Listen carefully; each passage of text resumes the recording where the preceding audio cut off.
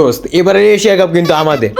দেশ শান্ত ব্যাটে আগুন ধরা দিব আর আফগানরা টেরই পাবেন তোর ওই আগুনের শান্ত তো শেষ ম্যাচে ঠান্ডা হয়ে জমে গেছি আশা করি এবার ম্যাচের আগে হিটার অন করে রাখবো তুই আবার শুরু করলি তুই খালি নেতিবাচক কথা কস দেখিস আমি কয়ে দিলাম বাংলাদেশ আর ভারত ফাইনাল খেলবো আর জিতবো লেগে বাংলাদেশ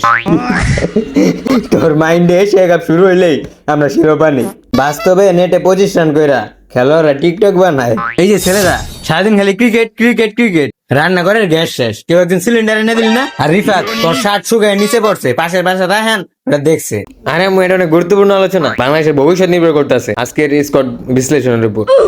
যা যা নিয়ে আয় রাহান ভাইয়ের ভবিষ্যৎ নির্ভর করতেছে তোর শার্টের উপরে বাংলাদেশ যদি কাপ নিতে পারে আমি নিজ হাতে পায়েস রান্না করবো আর যদি হারে দুইজনের মোবাইল 2 সপ্তাহ আমার কাছে জিম্মি থাকবো হ্যাঁ এটা তো ইন্ডিয়া পাকিস্তান ম্যাচের চেয়ে বড় থ্রেট বাংলাদেশের ম্যাচ জিতুক আর হারুক আম্মুর থ্রেট সর্বজনীন